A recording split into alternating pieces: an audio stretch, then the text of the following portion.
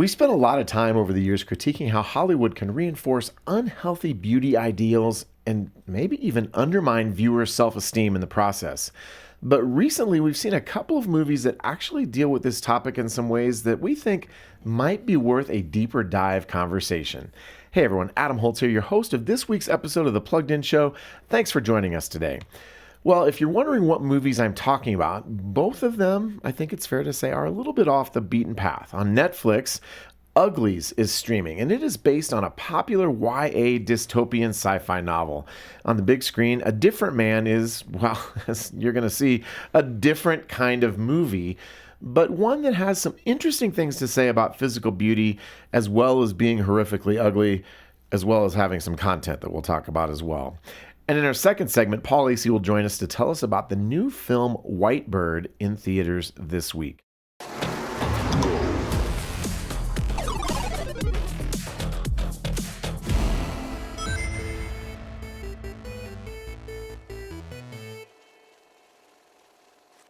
Before we dive into today's show, I want to say thanks for joining us each week as we talk about how screens and entertainment potentially influence you and your family.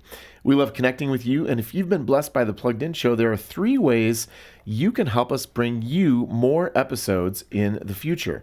First, just tell your friends. That's probably the best way to get the word out about the Plugged In Show. Second, leave a review wherever you get your podcasts. And third, we would invite you to make a donation to the show. And you can do that today with the donate link at the top of our podcast page, thepluggedinshow.com. All of those ways of supporting us would mean a lot to us. So thanks.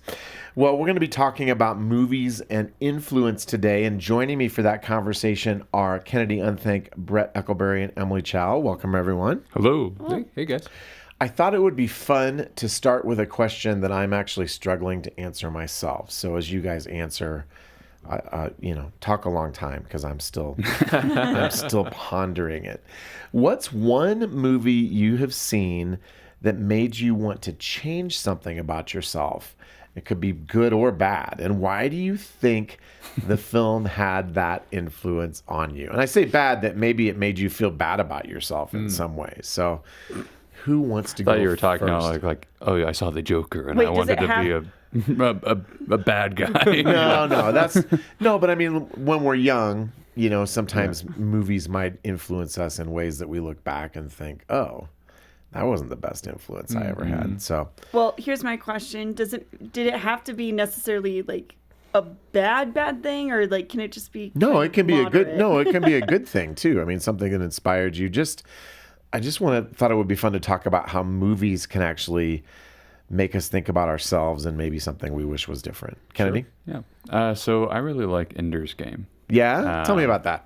I like the book, and I think the movie's actually quite good. Yeah. With the book, but basically, it made me think a lot about mercy and grace because the main character Enderwigan is this kind of prodigy genius. I mean, most of the kids are in this book because they're being trained in order to be raised up to be master tacticians to fight against the aliens that invaded a long time ago. And what are those called? They just call them bugs, I think. Yeah, buggers. So, yeah. No spoiler alerts. I'm actually reading the book right now for the first time. And I've never No, seen it. I read it a long time ago and I loved it. And my son has read all of them. I mean, he's read everything Orson Scott Card ever wrote, I think. Well, a big part of Ender's character is part of the reason why he's such a good strategist is that he really understands his enemy. And he says, because I understand my enemy so well, at the same moment that I can crush them, I also love them. And it made me really think, there are some very obvious flaws in the parallel, but it made me think a lot about how God relates to us as people, how even before we're saved, how he looks at us and he shows us love and he compels us to come to him. So that made me really think about that is at the moment that I understand my enemy, I love them. Not because, they're no longer my enemy, but because they're lovable somehow. I'm understanding what makes them function. That's really a great answer, I Kennedy. know that's really good. It's really way deep. deeper than anything Okay, that I know. may so we're come just up gonna with. move on to the next Yeah, thing. I don't. My answer is not anything that deep, but I'll Mic drop, next segment, right? I can jump in. So I did kind of struggle with this question, but I guess where I landed is more when it came to movies. I mean, there are heroes in movies you see growing up that you kind of idolize, or you see a hero being just or merciful, and that kind of maybe reinforces some hopefully other things that you're hearing as you're growing up. Hopefully movies aren't the only place where you're getting that reinforcement, but it can be a nice addition onto some things. But I think when I'm watching movies, or when I watched movies growing up, it was mainly the change that it spurred in me, or that I wanted to change, was like occupationally. That makes sense. Yeah. So like I watched Jurassic Park and I wanted to be a paleontologist, kind of Nice. a thing. So you watch movies, you kind of see at least this idealized version of a certain profession or interaction or something like that. And you're like, oh, I want to experience that. Right. I want to, And especially when you're young. Yes. Right? I mean, when you haven't had 14 people tell you, well, Right. you can't do that. Or you don't necessarily know what the reality is of being a paleontologist. Right. It's a great profession, don't get Right. me wrong, but you're not going to offshore islands and fighting dinosaurs. It is Right, funny there's a little bit how different. often you're watching a movie with someone who actually does the job that's depicted in the movie. Right. And they're like, no, that's not how that works. It's kind of how like archaeologists sort of hate Indiana Jones because they're just Right. like, no, no, this Yes. is not how it works. Exactly. Emily, what about you? You guys are gonna laugh at me. Do you guys remember a little film called The Devil Wears Prada? I do. Okay, so Pretty Meryl niche. Streep. It's all about the fashion industry, and Meryl Streep is the devil essentially, but she's not. If you've never seen the movie, she's not actually the devil. It's just that she's a very mean person, so her colleagues kind of hate her, but they also love her because she's very good at what she does. But that movie, for whatever reason, it impacted me in that I was like, I should really think about what I dress, how I dress a little bit more. Yeah. And ironically, I'm sitting here in a t-shirt and jeans, but Not going to say anything. yeah, no, don't say anything. Like, I am not a fashionista by any stretch, so I clearly got over that. But there was definitely like a phase of my life when I was a teenager after that movie came out where I was like, really trying way too hard. But then at the same time, that movie has a really it has a really good message about body image because, the main character, she's like a size 6, which is still really small. And that's Anne like, Hathaway's character, right? Yes, that I'm just going to tell you right now. I think the average size for women in America is like a size 12. So she's still half the size of what is Of a normal considered person. average, but she's not. But she's considered quote fat unquote by the fashion industry because They're all size 0, right? they're all like they are very typically size 0 to size 2. Size 4 is considered like stretching it, And so it taught me a little bit about that somebody as beautiful as Anne Hathaway could still be considered like fat. And it definitely made me think about my own body image a little bit. Wow. And, who wants to live in a world where Anne Hathaway is considered fat? I'm just going to put that out there. The rest of us, well, here we are, right? We're doing podcasts. So, okay, I have multiple things running through my head, and I'm going to cheat on my own question. And I'm going to say all of the 70s and 80s movies with a training montage, which I think... This is good. I think Rocky in 1976? Yes. I think Rocky was the first training montage, right? And the best. And probably the best. I mean, in some ways, it sort of set the template for you have a character who has aspirations, they run into difficulty, and they realize they have to get physically better. And then we have a cool song, and we spend the next 4 to 6 minutes watching them work out, drag things, drink pull-ups. Raw eggs. You drink raw eggs. Is that in Rocky? I think that is in Rocky, Yeah, I think that's actually. right. It's I like think it's training classic for montage. training Yes, montage. that's Yeah. Rocky. And I you think can for me, it's when they flip the giant tires. the tires. Yes, Yeah. exactly. And I think all of those, what they communicate is you can be a better version of yourself, and most of them, in those movies are, it's en route to becoming a champion or a winner of some kind. And so I think that whole paradigm, it just got reinforced over and over and over again in the 80s. And I think Karate Kid's another great example that completely, Karate Kid's just Rocky with, younger characters in karate, right? It didn't make me want to do karate, but it sure made me want to do anything possible on the off chance that I ever met Elizabeth Shue, which to this day has not happened, but that's all right because she's married and I'm married. But that's a conversation for a different time. That's kind of what the training montage, like to me, it's always like, oh yeah, I want to start training too. Yeah. Then you go running for like 5 minutes. Like someone else can have it. Yeah. Well, This is the worst montage ever. Yeah, I was going to say that's the interesting about it is because we watch that and it gets you pumped, and that's the reality of a movie. It's got to condense things down, but it totally kind of yada yada's the grind that comes along with actually improving yourself, whether that's physically or in another way of like you have to put in the effort over a long period of time. It would be so much easier to just pop on Danger Zone or just a great 80s song and then train for 5 minutes and then just be there already. Yeah, I think my training montage would end up with me gasping for air and looking for my inhaler, which it would be a different kind of sports movie. So on that note, we're going to shift gears and move into our conversation about beauty and ugliness. And really, there's a paradox here. What? And everything in between. And everything in between. We're talking about everything today, right?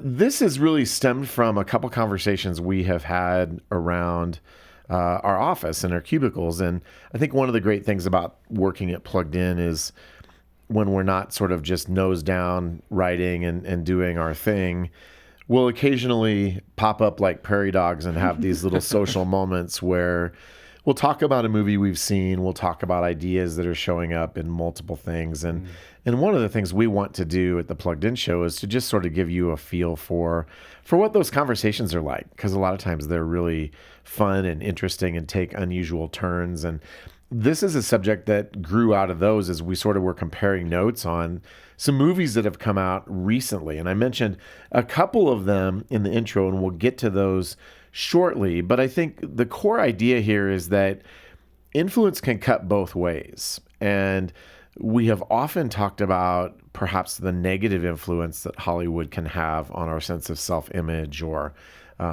because of all that beauty, sort of the Anne Hathaway thing. But we've got a couple movies out that are, I think, critiquing that a little bit. They're kind of meta in that they're coming at the paradigm from the other direction. So how do you think, broadly speaking, the entertainment industry as a whole influences what we think about ourselves and how we look? And Emily, you've already touched on that a little bit.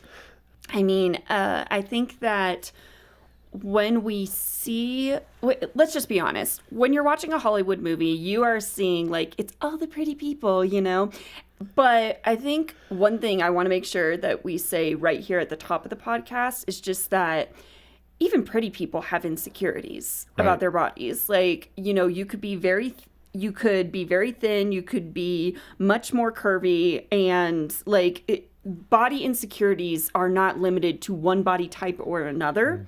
Or one gender or another necessarily. It's not limited to a gender. It is not limited by how, number-wise, how many pounds you weigh. Or I think, so one thing I just want to say right at the top is, everybody has insecurities. You are not alone.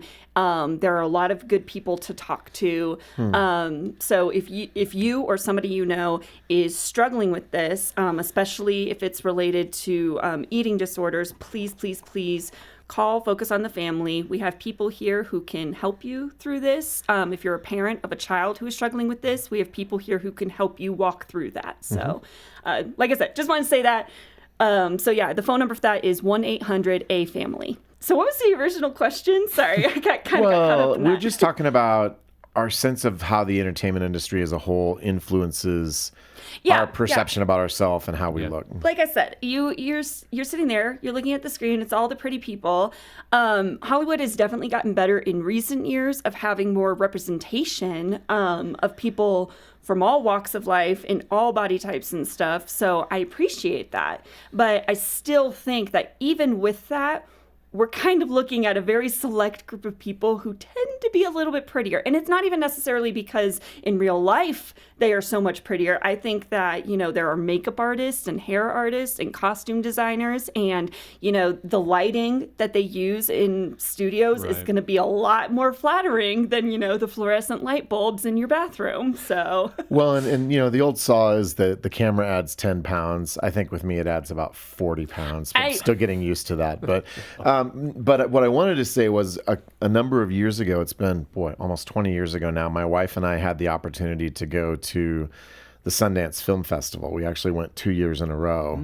And it's cool to see Hollywood celebrities in real life. But what was just astounding to me was that they were all hobbits. I mean, they were all tiny. They were short. Yeah, I knew that. They were small. They were really slight of build. And that was what stood out to me more than anything is, weirdly enough, and not, it's not that there aren't any tall actors. I know there are, but they were just almost crazily small. And it was like, oh wow, this is weird. You'd be amazed the number of actors who wear lifts in their shoes to make them appear taller. That's what I do. But the reason you never notice how short they are is because whenever they put you on screen, you stand on it's called an apple box. And they do that, Tom Cruise is the most notable because I think he's 5'8", but he looks like he's 6 feet tall. I mean, he was married to Nicole Kidman for a while and she's 5'10". So she towered over him. But whenever, I think they did at least one movie together, but whenever he's against a Days female, of Thunder, whenever he's against a female co-star, they have to make him a little bit taller. So they put lifts in his shoes and they put him up on an apple box to make him look larger than life. They gotta do that for the forced perspective, Right. Yeah, forced perspective. That's another one that they do. Right. Well, so to both of your points, that's I think where the problem of comparison can come in. If we're watching movies, watching TV shows with these people, and they are literally put in their best light because that's the job, right? To put them in their best light. So we're we're rooting for them, we're idolizing them in some ways, right? But we can really get into trouble when we're trying to compare ourselves to that because it is unreal, right? Right. Well, it's even unreal for them. Blake Lively did an interview about this. So that is the wife of Ryan Reynolds, but she was also just in the movie It Ends With Us. She did an interview where she was talking to a friend about Hollywood body standards and such, and she's like, well, for us it's different. She's like, because we do have personal trainers, we do have personal chefs, we have all these it is literally our job to look a certain way so that we can get the next job, Right. And it's so that was kind of eye-opening too. Normal people can't work out 4 days or 4 hours a day. Exactly, every but day they of the do. week. That's what you do if you're a Hollywood Eating star eggs. because you are paid to look a certain way. You are paid to have a certain type of appearance. So you go to the personal trainer they tell you to go to. You eat the food that the personal chef makes you. You go to the hairstylist they tell you to. That you go to the beautician. All that stuff. All right, Kennedy, thoughts on this? So I don't know why the whole time when she was talking about the food that you have to eat, this was a little bit of a tangent. In my head, I was just thinking, manna, manna, manna. We're just in the wilderness all the time. And I'm going to leave it at that. That's all I have to contribute. Manna must have been pretty nutritious. I mean, Yes, I think it was. It's a fun tangent, though. But now back to our regular scheduled conversation. So why do you think? Just if you call on me, just be warned. You don't know what Right? you're gonna get. I will get whatever the stream of consciousness voice in your head is saying right now. It sounds like. I'm sorry. No, I love it. I have to deal with it too. We can have a support group later. Maybe. So why do you think teens and tweens are especially vulnerable to this influence, often in unhealthy ways? I mean, this is sort of a softball question. We talk about this a lot. But Kennedy, is this a real answer? Or are we going to be back to the Old Testament? No. No, I think something that we're talking about celebrities, but this is something especially more modern generations have had to deal with more frequently with social media, is you have all these connections with your friends and people who aren't your friends, but you still follow them. Yeah. And you see them doing all these fun things. Sometimes you see your friends going off with each other, but they didn't invite you. And even if they invited you the other 12 times, Right. that 13th time is going to hurt still. Right. And I think you have all these people who are, I mean, Instagram isn't a place where you post about the mundane, you know? Right. And so you see a lot of these kind of, oh, look at these fun moments. Look at these cool moments. Some people just post like nice looking pictures of themselves, you know? Right. And so you see kind of a facade of a life that seems like, oh, this is kind of my everyday thing. When in reality, those kind of sites lend themselves to posting about the unusual days that you have. Right. And I don't always look this good. and I think that people, even when you are aware of that, it's hard to break out of the whole like, oh, this isn't their everyday life. You know, why does everyone seem to have a much more fun life than me? Right. Yeah, and I think that really fosters that. Didn't mean to interrupt. No, you're fine. I think that really fosters that kind of insecurity. Yeah, and I think with both social media and more traditional entertainment, it comes back to image, right? Here's a projection of what somebody looks like on a screen, whether that's a big screen, a television screen, a smartphone.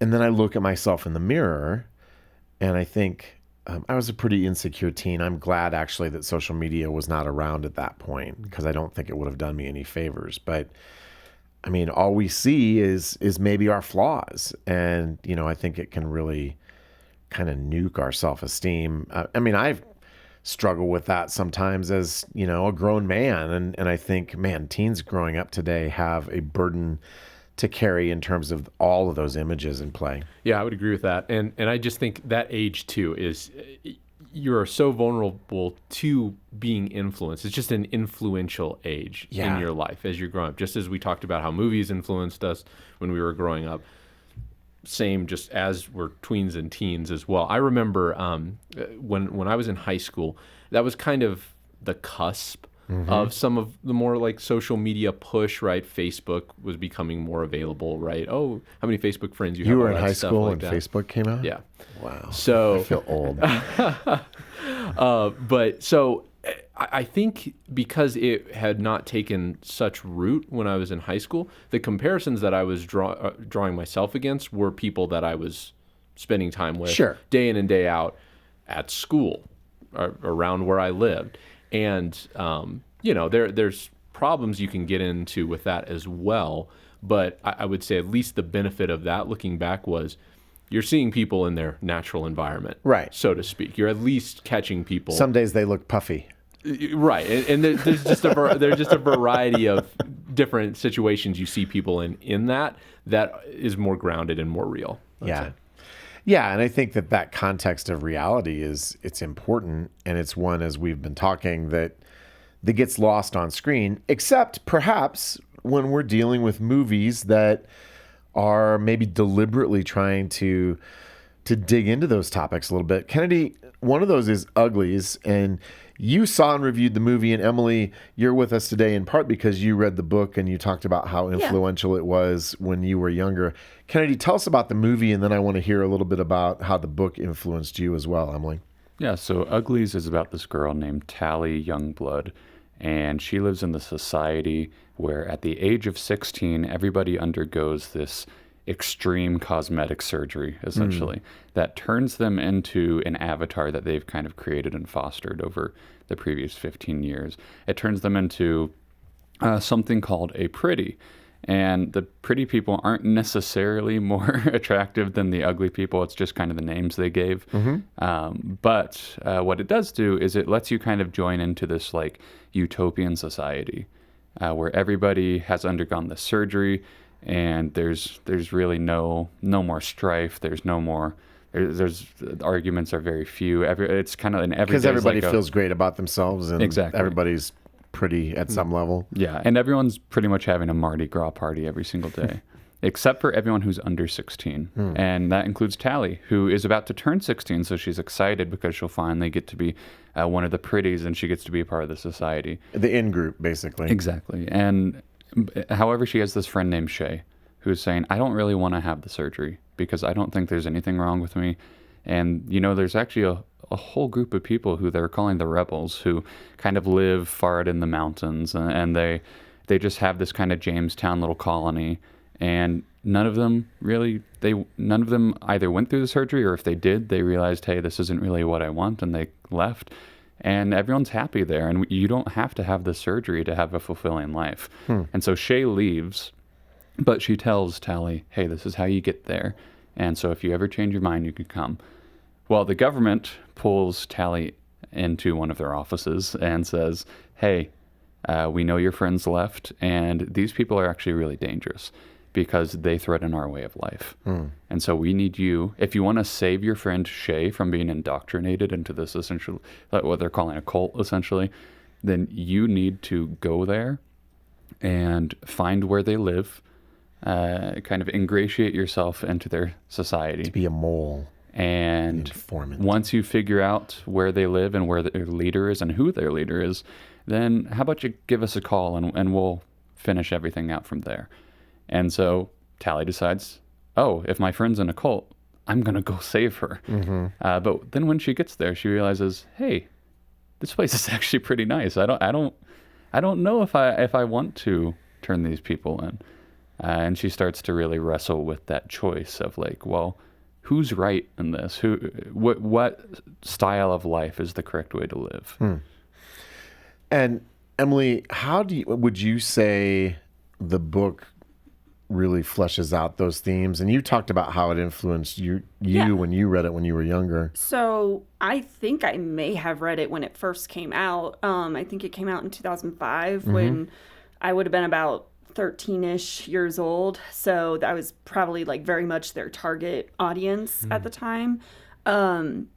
What I remember, I know I read the first two books, which was Uglies and then Pretties is the sequel. I don't remember. I think there was a third book. It's but I don't. Pretty Ugly, the third There's one. actually 4. There's 4. Yeah, when I was doing my research, I was like, oh my. I don't remember if I Cinematic read the universe, third aren't or you? fourth book, and I think part of the reason I didn't read it was because of how it was influencing me.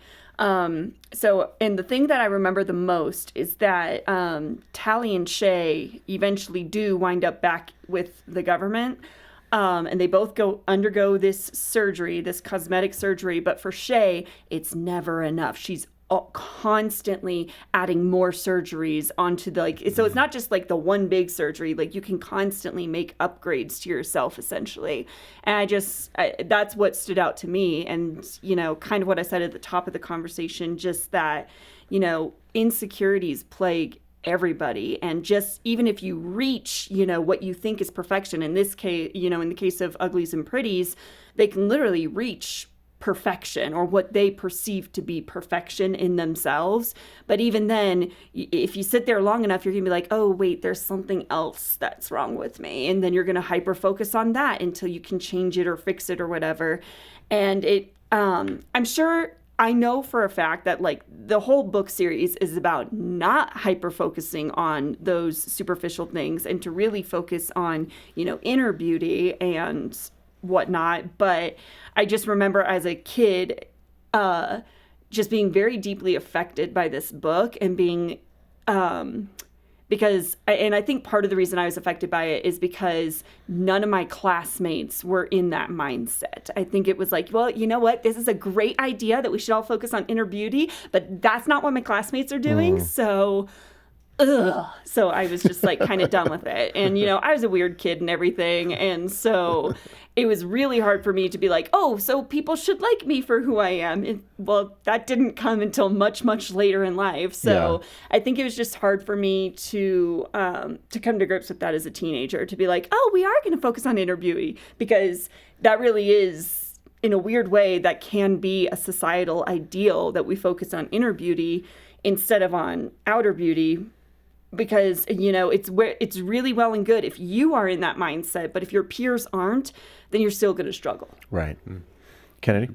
And to be clear, with Tally and Shay, I don't know if it's different in the books, but they're kind of either forced or kind of pigeonholed into having to into going into the surgery kind of against their will and in some way or another. So it's not like they're like actively seeking it out by the end of the first book, at least. Yeah, it was pretty similar in the books, I believe. Well, and as you guys are talking about it, I can't help but think of all of the celebrities, and I won't pick on anybody by name, but we can probably all identify some that, like, at some point they crossed a tipping point with plastic surgery where you're like, oh, you used to be so beautiful and now you look weird. You look unnatural. Like there's that constant upgrade, and they reach this point where it doesn't look natural or good at all. Well, I always think of Courtney Cox, and I always think of her because she got to a point where she was like, what have I done?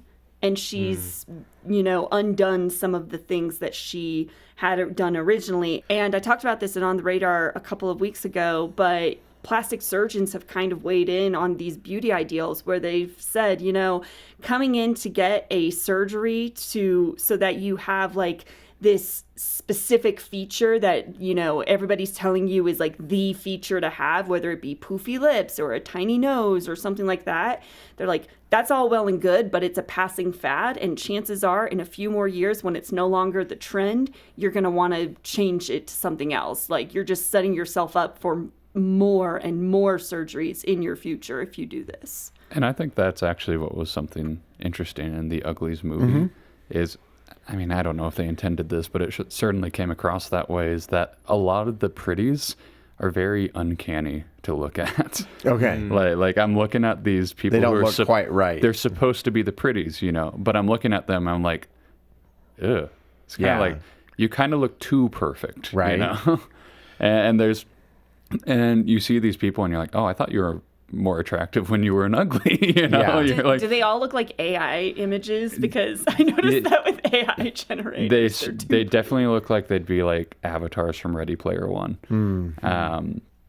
Anyway, so what I did appreciate about the movie, and it's got some issues, so go check out our review. Yep. But and you'll find a link in the episode notes for today's show. Yes, thank you. It talks a whole lot, as Emily talked about, of not conforming to a world if that world is just wrong on even if the whole society is like, no, this is how you have to do it. No, if it's bad, I'm not going to do it. And this is a society that we find eventually in the movie, we find ample evidence, no, this is actually really bad. And it's not just because it's making people feel insecure. It's like there are more things that are going on. And it is, and you come to realize there's a whole lot more evil stuff going on in the background. But it's even to the point, though, that just because society says something is good, that doesn't make it good. There has to be some higher objective standard that is apart from that. Okay. Well, Brett, you saw a different movie called A Different Man, which I think just watching the trailer, it looked pretty interesting. And I know going in, we knew that it's R-rated for some content too, so we may want to touch on that. But what's going on in A Different Man, and how would you say it intersects this conversation about beauty? And it seems like kind of a cautionary tale almost, at least from the trailer. Yeah, in a lot of ways. It was an interesting film. So in a nutshell, A Different Man is about this guy named Edward. And it's a good name. He has, Edward, he has neurofibromatosis. Okay? That doesn't sound good. And what that means is essentially it is a condition where your body produces like excess body tissue, predominantly represented on like the face. Okay. Right? So his facial structure, he just has excess body tissue. So his face looks very, very different than most everyone around him. Not conventionally attractive, I'm guessing. Not conventionally attractive. Throughout the beginning of the movie, the film really hones in on this, like what his life is like and how people are reacting to him. And it runs the gamut of There are people who are outright making fun of him. There are people who are kind of recoiling away in fear or disgust. It kind of reminded me of the Elephant Man, just watching the trailer. Right. Yeah, absolutely. And so basically what happens is, Edward has dealt with this his whole life. He's actually an actor. Really, the only work he can get is in films where, it's either it's exploitative. Right. We need the ugly, freaky guy. Disfigurement in some way, right? Yeah. So the film is really trying to shine a light on that.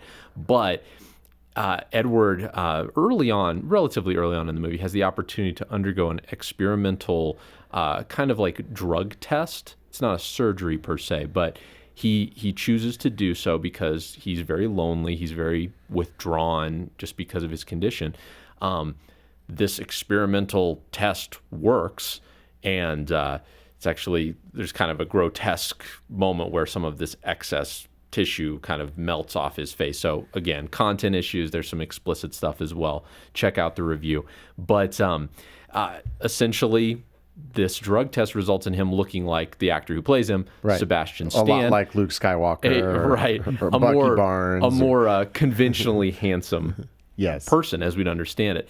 And so then his life goes in a different direction. So really, this movie kind of shows a man living two lives, but ultimately not finding satisfaction with either. So isn't there another character who has the same condition? Is that kind of what comes in later? Yeah. So sorry, I'm you're good. Leading the witness here. No, that's fine. So one of the actors plays this character named Oswald.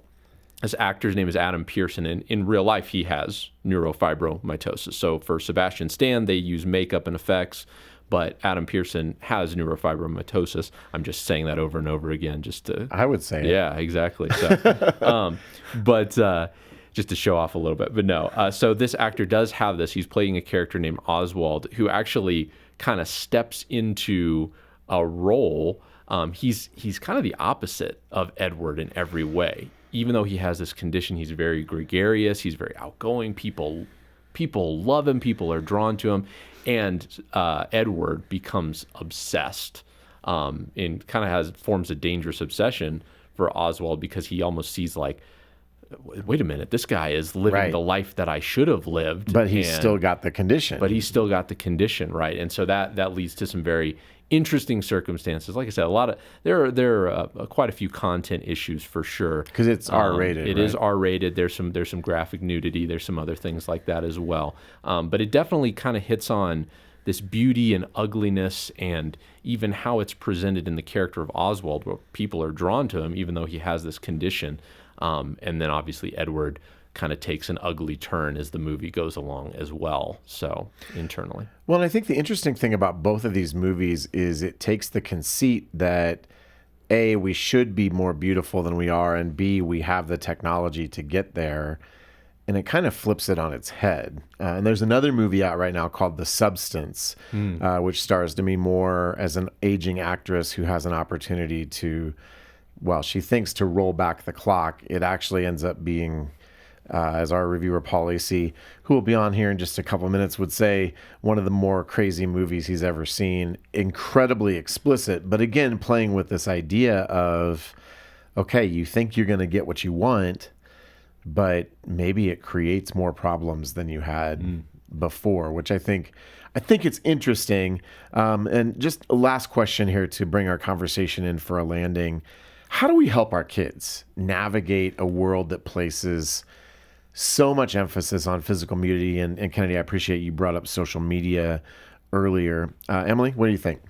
I think that this is maybe one of the most difficult questions that parents are facing. And I bring this up. This happened just this week. I have a 4-year-old niece who, a family member, she was wearing pajamas that were maybe a tiny bit too small. She probably needs to get some bigger PJs, Don't we all? Yeah. And, but the family member, was teasing her because a little bit of her belly was poking out. And so later that week, she was wearing a Jasmine costume and, Disney Jasmine. So it was a crop top, and she started pulling the shirt down, trying to cover up her tummy. And her mom asked her about it, and she basically said that she felt self-conscious. And it's like, this is a 4-year-old. How do you internalize something like that, And And it's not just her. I mean, I have an 8-year-old nephew who is very self-conscious about his appearance as well. You know, his parents would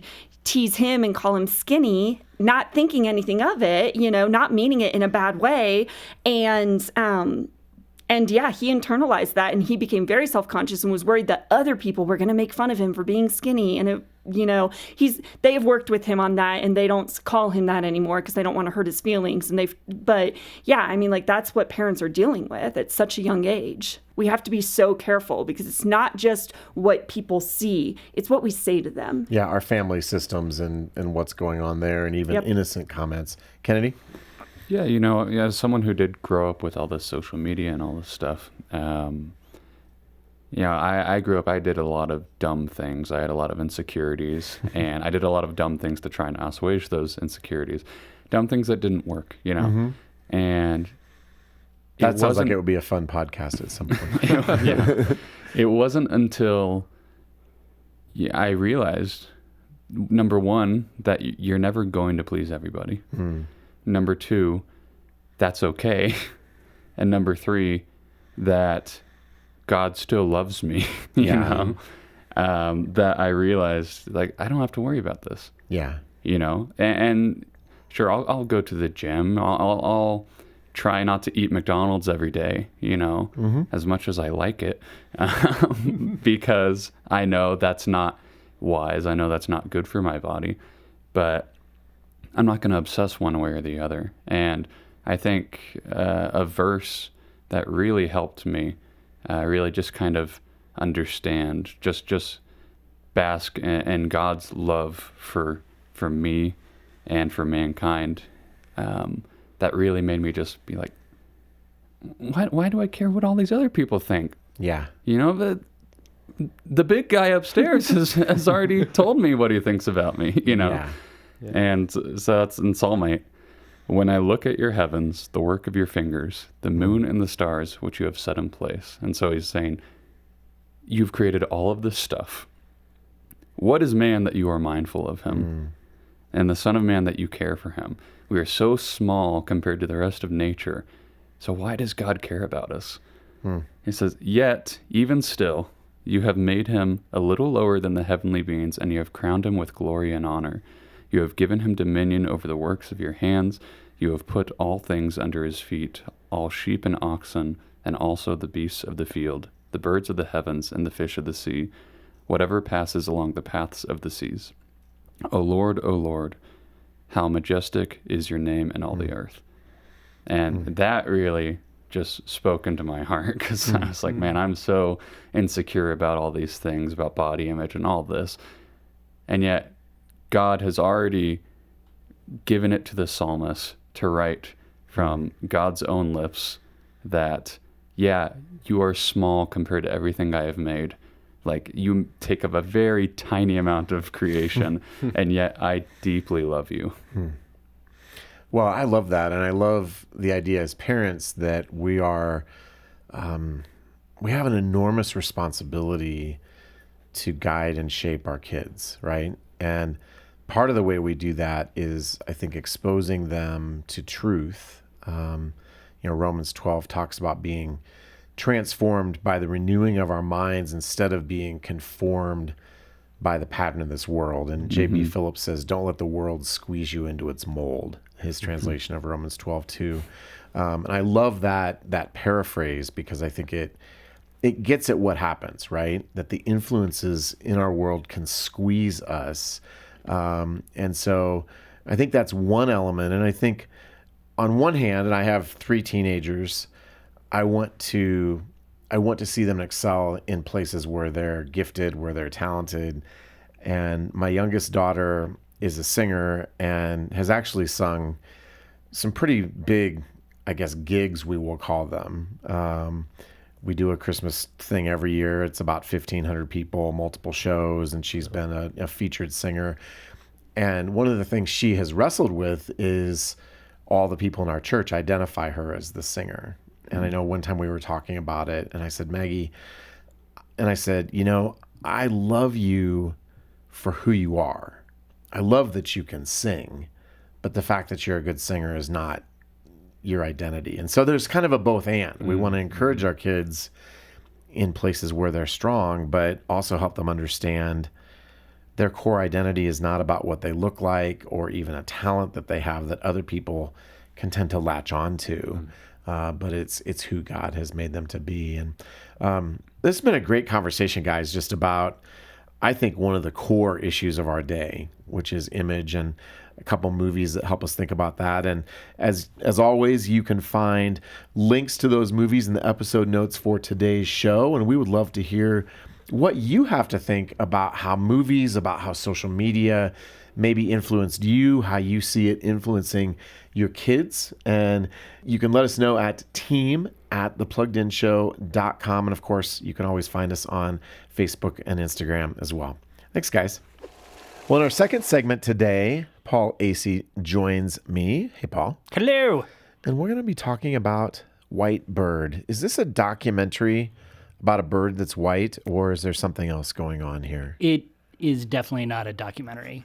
And a white bird very rarely actually even comes into the story. I kind of gathered that, like, watching the trailer, I'm like, where's the white bird? Well, it was a little confusing, honestly. As I was watching it, I was expecting to see a lot more white birds, and no. No. The white bird does come in at the end, and there's a song that features a white Ain't bird. a white bird. No. I've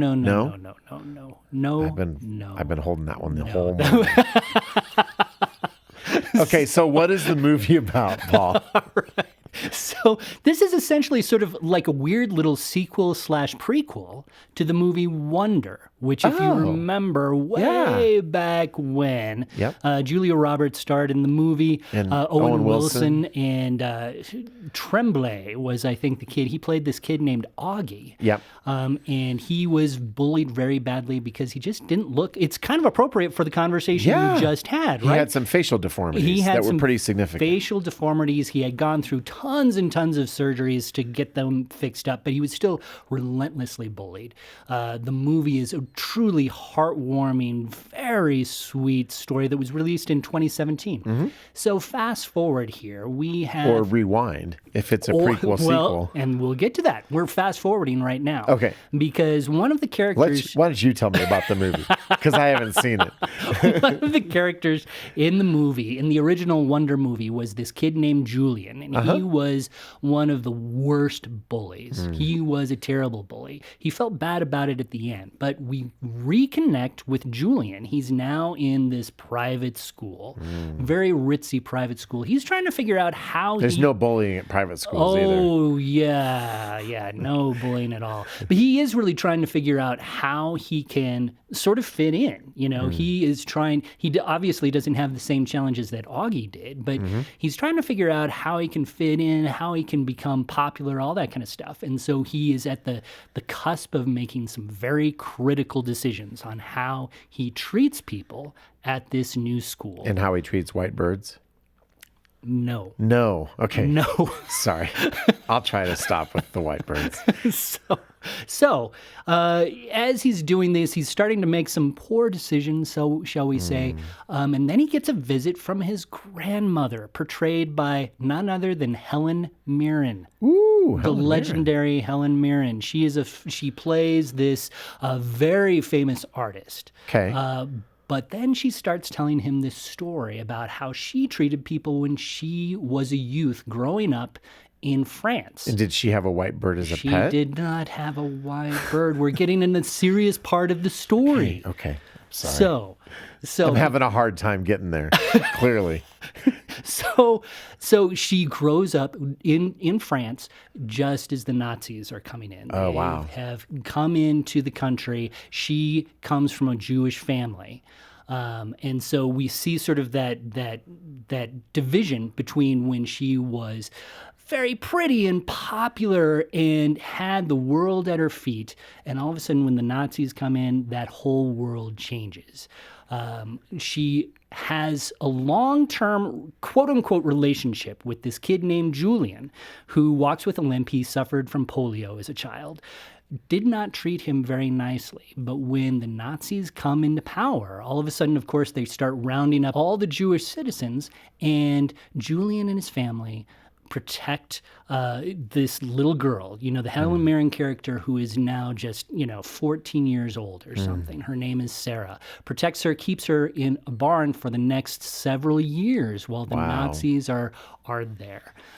So it really talks a lot about kindness and compassion and how you treat other people. And as Sarah gets to know Julian, this kid who she had not given a second thought to, she starts to see elements in his character that she never noticed before. So, wow. Honestly, my joking aside, it feels like a pretty deep movie. And Wonder was deep in its own way, but it was kind of whimsical. This feels like almost a totally different, feels like historical fiction or some other period piece kind of drama.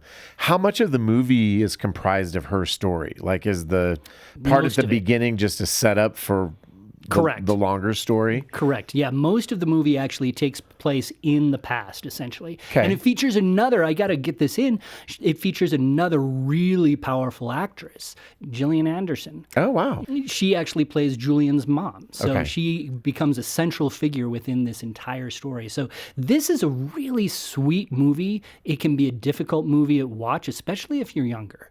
But it does feature some dynamite acting from a couple of different sources. So, in terms of being difficult to watch, are there other content issues that parents or families should be aware of with this one? So it obviously deals with Nazis. Right. And Nazis are not known for their kindness and gentility. Yeah. You do see elements of, you see some pretty horrific things. Okay. Right. Now, this is a PG-13 Do you movie. see them or are they suggested They more? are more suggested. Okay. We know what's happening, but they're suggested powerfully. So Yeah, like people if- being rounded up, that sort of thing. And you do see bodies on the ground. You know that people die. Okay. There are some very difficult elements that you're sort of wading through. Now, as an adult, we know about these things. Right. As a child, these moments, especially because some of them are perpetrated against kids, that can be another level of difficulty to get over. So it brings up a question in my mind. Who would you say is the intended audience for a movie like this? Well, I think it's the same audience that Wonder? Wonder pulled Okay. in. Yeah, because yes, it's difficult, but there's a lot of messages about resilience and kindness and love. It is a powerful story that I think is meant to bring in families. Okay. Right? So it's navigable, but you don't want to just go in without a sense of some of the difficult issues in play here, it sounds like. Yeah, and there are difficult issues in play. It can be violent in spots. You don't have a lot of language. You do have Sarah and Julian's relationship develops into something a little bit stronger as time goes on, and the two do spend a lot of time out in that barn. Okay. Now, you never see anything, but you do see, except for a kiss or two. You know, I think that's the extent of their physical relationship. But those are still elements that probably parents should be aware of. Okay. Another thing to mention, you have a priest who actually does a really great job of protecting all the kids, no matter what their faith is, from these Nazi invaders. Wow, that's cool.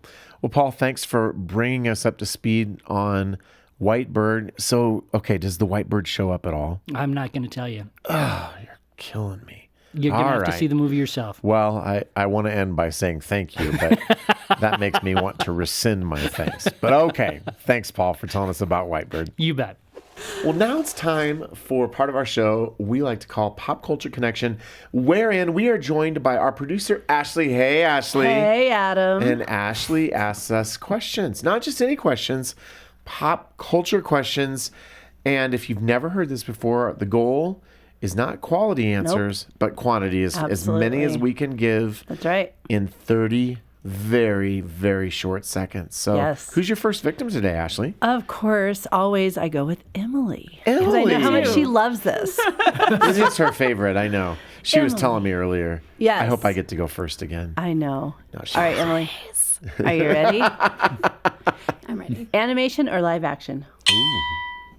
I'm gonna go with animation because that's what I'm feeling right now in this moment. Because a lot of great animated films came out this year. Inside Out 2 and Despicable Me 4. And one of my favorite films is animation, Up. And when you're dealing with animation, you're not dealing with all of the body types and insecurities that we talked about today because everybody's a cartoon and you can make them look like whatever you want them to look like, which means that there's representation of all races and body types and genders and everything. And let me redo that. And I just... Holy cow. How much caffeine have you had? Wow. Wow. Wow, you have a future in That's those awesome. commercials where they talk really fast. Yes. Make All Oh, where they damage. list all the Yeah, terms exactly. and conditions. Yes. Or all the organs the drug's going to kill, that sort of thing. I got 9. Good job. Smoking. Yay. Next one. Let's go with Kennedy. Yeah. Okay. Kennedy. Is this Kennedy's first time doing this? What? No. No. It'll be Brett's first You know, time. I Kennedy. get confused about who's Yes. who. Let's try So it. I'm again. We're sitting very close. Years. Yes. You look like the two-headed monster over there. All Speaking right. about body insecurity. Exactly. Kennedy. Do you prefer streaming at home or going to the movie theater? I like going to the movie theater. Streaming at home is nice, but there's a certain aesthetic. I like the kind of laser tag floors at movie theaters. I like the smell of the popcorn. I like I can put as much butter as I want on the popcorn.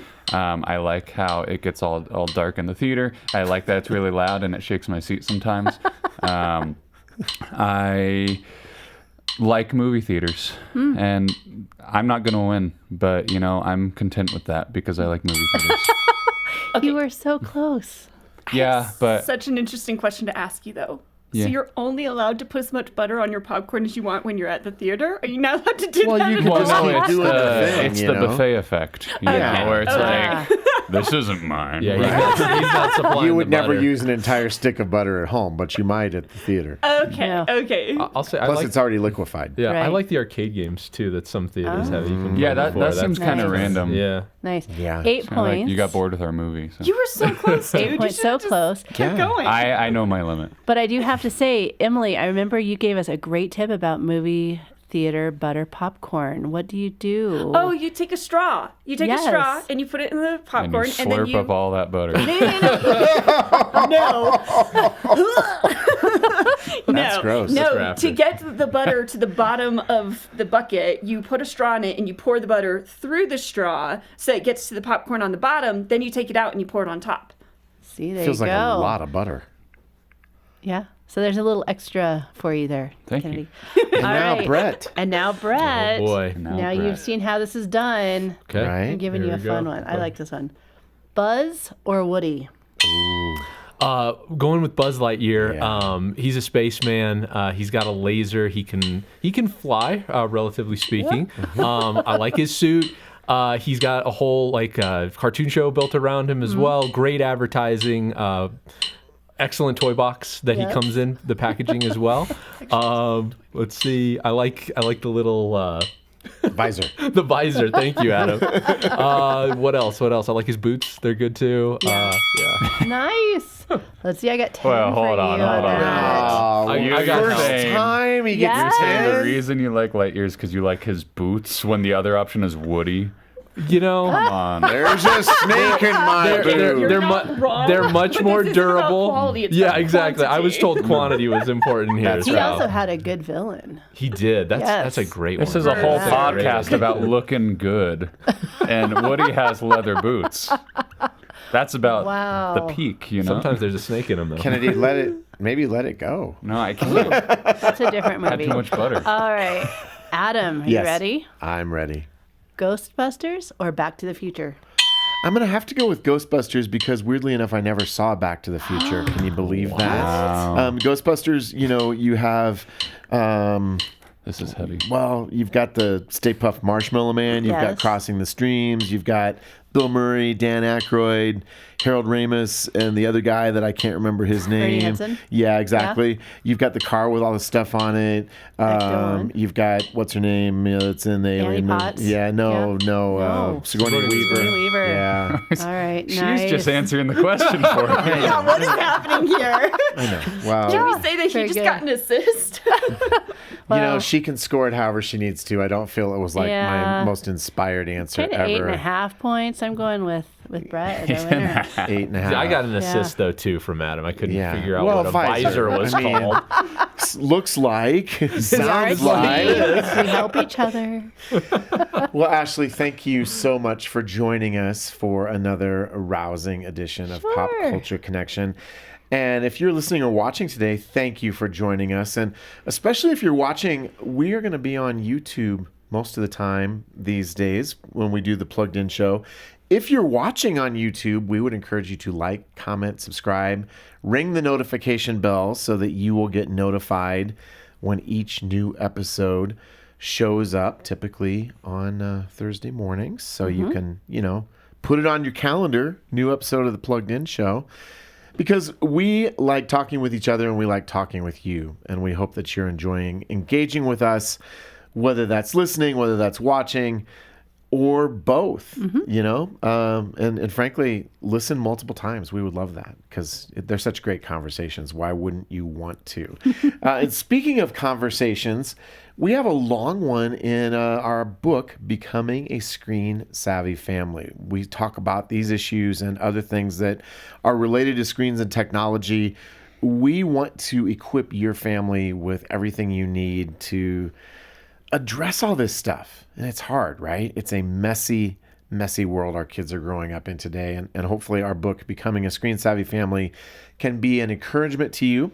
And today, for a gift of any amount, we would love to send you a copy. And you will find information on how to do that in the episode notes for today's show. Well, as always, thanks again for joining us today for the Plugged In Show. We like talking with you, and we look forward to joining you again next week on another episode of The Plugged In Show.